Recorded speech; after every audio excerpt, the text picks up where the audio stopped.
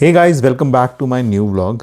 आज जो वीडियो मैं आपको दिखाने जा रहा हूँ वो बहुत मेहनत से बनाई हुई वीडियो है और ये मैंने भगवत गीता से जो पहला अध्याय का वो मैंने इसमें डाला है। ये मैंने टोटली AI टूल्स को यूज़ करते हुए वीडियो बनाई हुई है। अगर आप लोगों को सीखना है कि कौन कौन से AI टूल का यूज़ मैंने इसमें किया है, मुझे कमेंट करें। ये मेरा पहला प्रयास है, तो आई होप आप लोगों को पसंद आएगा।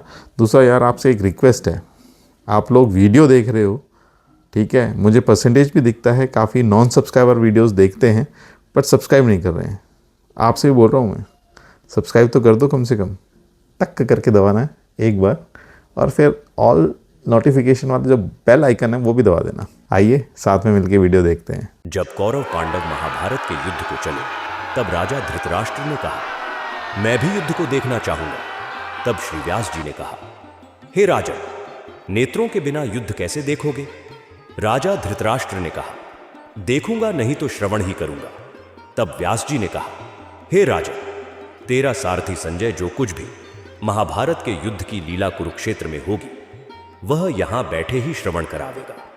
व्यास जी के मुख से यह वचन सुनकर संजय ने विनती करी, हे प्रभु, यहां हस्तिनापुर में बैठे कुरुक्षेत्र की लीला में कैसे जानूंगा तथा राजा को किस प्रकार कहूंगा? तब व्यास जी ने संजय को यह वचन कहा, हे संजय, मेरी कृपा से तुझे यहीं ही सब कुछ दिखाई देगा। व्यास जी के इतना कहते ही संजय की दृष्टि दिव्य हो गई और बुद्धि भी दिव्य हो गई। अब आगे महाभारत का कौतुक कहते हैं, सो सुनो। 7 अक्षौहिणी सेना पांडवों की और 11 अक्षौहिणी सेना कौरवों की, ये दोनों सेनाएं कुरुक्षेत्र में जब एकत्र हुई तब धृतराष्ट्र ने पूछा, हे संजय, धर्म के क्षेत्र कुरुक्षेत्र में युद्ध की इच्छा से एकत्र हुए मेरे और पांडु के पुत्रों ने क्या किया?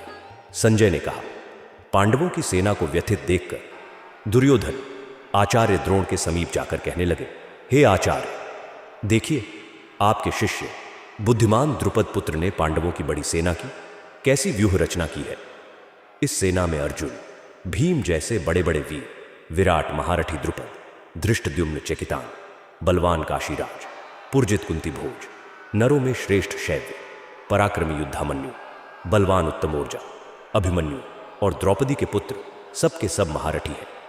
हे ब्राह्मण श्रेष्ठ, आपके स्मरणार्थ अब मैं अपनी सेना के प्रधान सेनापतियों के नाम बताता हूं। आप भीष्म, कर्ण, युद्ध विजयी कृपाचार्य, अश्वत्थामा, विकर्ण, सोमदत्त का पुत्र भूरिश्रवा और बहुत से शूरवीर मेरे लिए प्राण तक देने को तैयार है। ये लोग शस्त्र चलाने में अति निपुण है।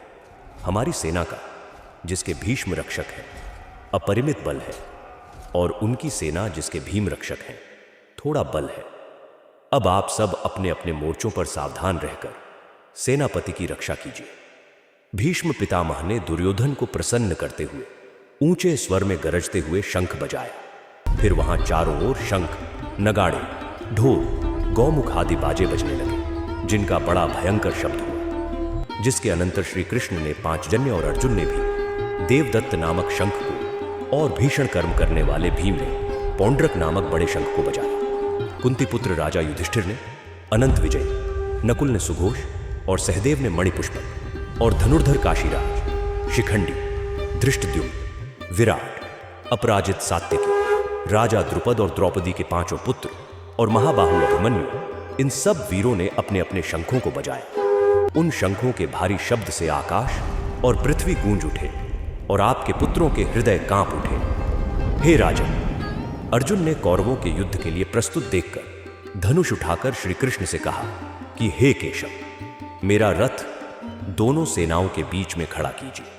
जिससे मैं युद्ध करने वालों को देख लूं कि इस रणभूमि में मुझे किन किन के साथ युद्ध करना चाहिए। दुर्बुद्धि दुर्योधन से प्रीति करने वाले जो युद्ध के लिए यहां एकत्रित हुए हैं, उनको देखूंगा। संजय ने कहा, हे राजन, अर्जुन की बात सुनकर श्री कृष्ण ने भीष्म, द्रोण आदि वीरों के सामने उत्तम रथ को खड़ा करके कहा कि हे वीर युद्ध के लिए उद्यत, इन कौरवों को देख लो।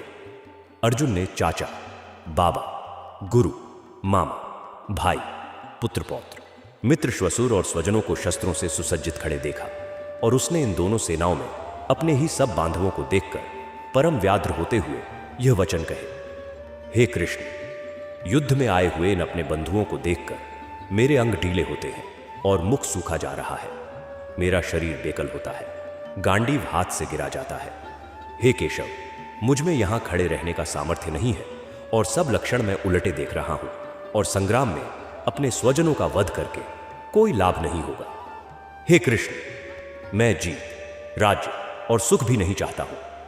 हे प्रभु, हमको राज्य, भोग तथा जीवन से क्या काम है, क्योंकि जिनके लिए राज्य, भोग और सुख की इच्छा की जाती है वे सब इस युद्ध में प्राण और धन की इच्छा छोड़कर मरने को तैयार है। और आचार्य, पिता, पुत्र, पितामह, माता, श्वशुर, पौत्र, साले और संबंधी, ये सब मुझे मारें तो भी हे मधुसूदन, मैं इन्हें मारूंगा नहीं। हे जनार्दन, त्रिलोकी के राज्य के लिए भी मैं इन्हें मारना नहीं चाहता, फिर इस पृथ्वी के राज्य के लिए तो कहना ही क्या। हे जनार्दन, धृतराष्ट्र के पुत्रों को मारकर हमारा क्या भला होगा, इसलिए हमें अपने भाई धृतराष्ट्र के पुत्रों को मारना अनुचित है।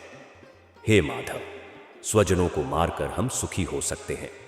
ये सब लोभ के वशीभूत हैं और कुल का नाश करने तथा मित्रद्रोह करने में पाप को नहीं देखते। कुल नाश के दोष को जानते हुए भी हमको इस पाप से क्यों नहीं दूर रहना चाहिए। कुल का नाश होने से कुल के प्राचीन धर्म नष्ट हो जाते हैं, फिर धर्म नष्ट होने से कुल में पाप बढ़ता है। हे कृष्ण, पाप से कुल की स्त्रियां व्यभिचारिणी होती हैं, जिससे वर्ण संकर संतान उत्पन्न होती है। वह वर्ण संकर जिन पुरुषों ने कुल को नष्ट किया है, उनको तथा कुल को नरक में पहुंचाते हैं, क्योंकि श्राद्ध तर्पण आदि बंद हो जाते हैं। वर्ण संकर बनाने वाले दोषों से कुल ध्वंसकों की जाति धर्म और कुल धर्म निरंतर नाश होते हैं।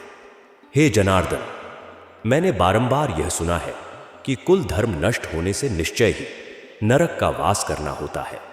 हाय, हम बड़ा पातक करने को तैयार हैं, जो राज्य सुख के लोभ से स्वजनों को मारने की कोशिश कर रहे हैं। शस्त्रों को धारण किए हुए धृतराष्ट्र के पुत्र, यदि मुझे शस्त्र रहित और उपायहीन। संजय ने कहा, हे राजन। यह कहकर दुखित होकर अर्जुन ने धनुष बाण फेंक दिया और रथ के पिछले भाग में जा बैठा।